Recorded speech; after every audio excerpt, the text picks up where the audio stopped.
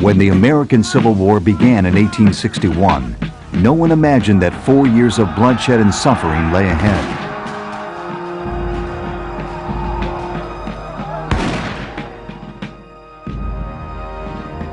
Gun manufacturing and design had improved dramatically since the American Revolution. Yet there was little attempt to revise existing battlefield tactics to keep pace with new technological advances in weapons.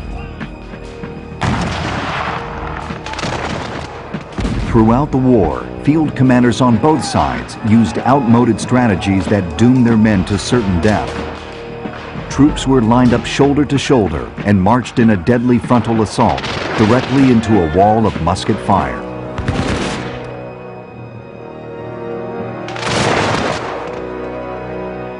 Only through sheer numbers, it was thought, could a defended position be taken.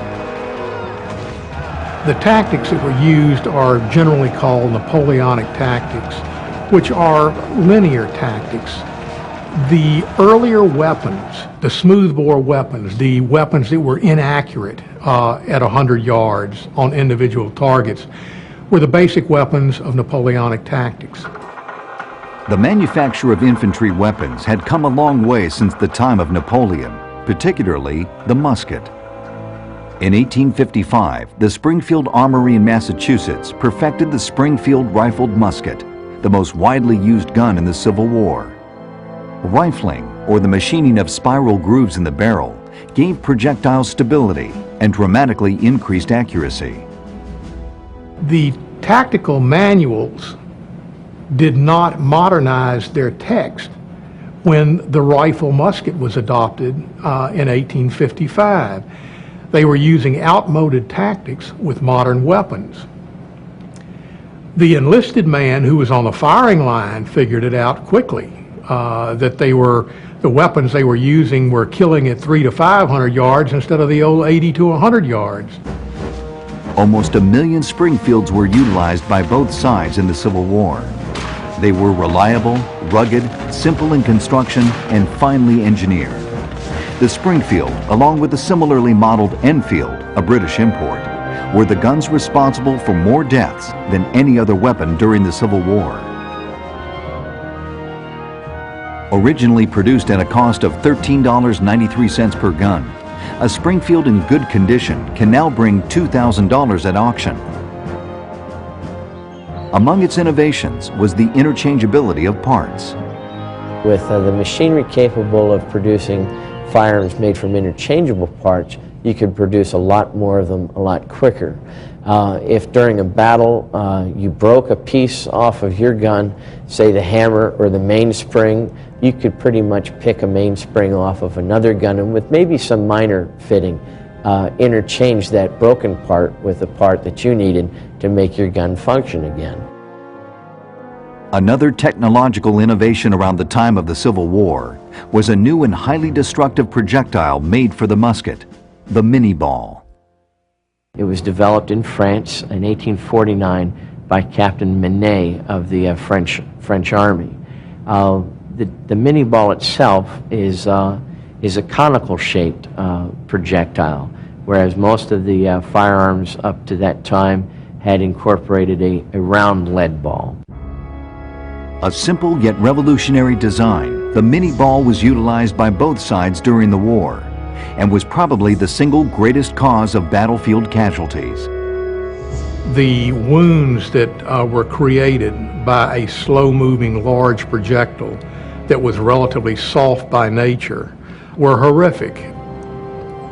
The mini-ball, upon penetration, it would expand because it was soft lead. Because of its low velocity, it had a tendency to wander if it impacted bone. Instead of breaking through the bone, it would shatter the bone and travel up the bone. It was hard to trace the trajectory once it entered the body. Because of the size, because of the low velocity, it had a tendency to inflict very horrible wounds.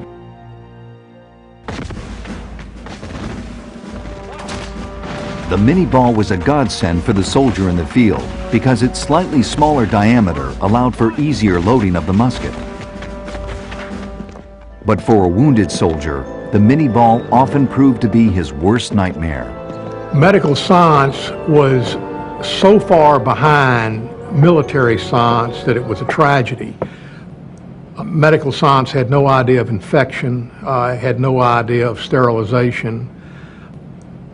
Probing was done with a dirty finger. When an extremity was hit, if it was shattered, an arm or a leg, the simplest solution was immediate amputation, which automatically gave the poor soldier an infection that he would rarely survive if he even survived the shock. If a soldier was hit in the body or the head, he was usually laid aside because the surgeons felt that there was no point in wasting time on a wound that would be surely mortal.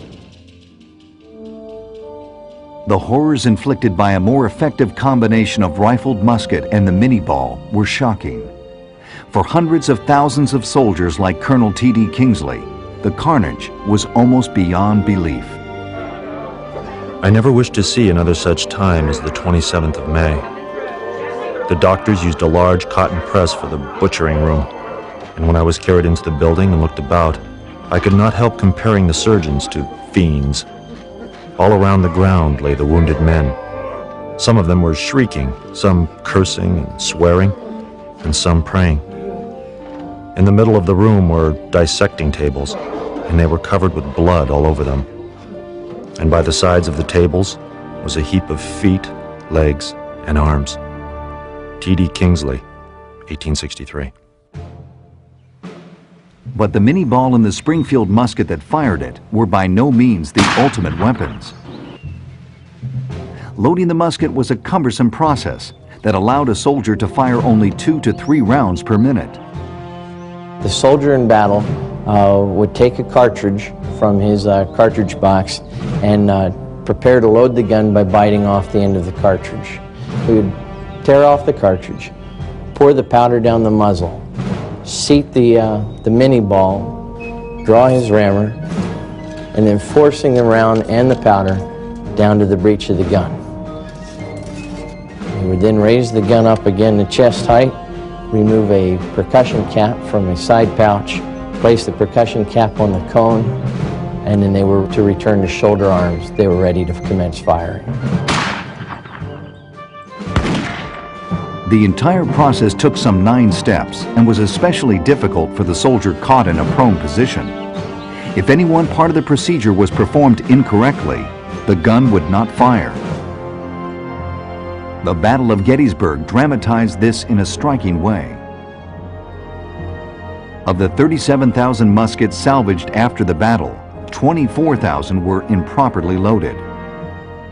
During battlefield situations, soldiers sometimes became so frightened that they would pour powder and ball down the muzzle, ram it home, and then forget to cap and shoot the gun. After Gettysburg, tens of thousands of guns were found that had more than one load down the muzzle. And after a while, when you put in a certain number of charges, if you do cap it and pull the trigger, the gun's going to explode. The American Civil War was the final glory of the musket. The times demanded a more reliable weapon.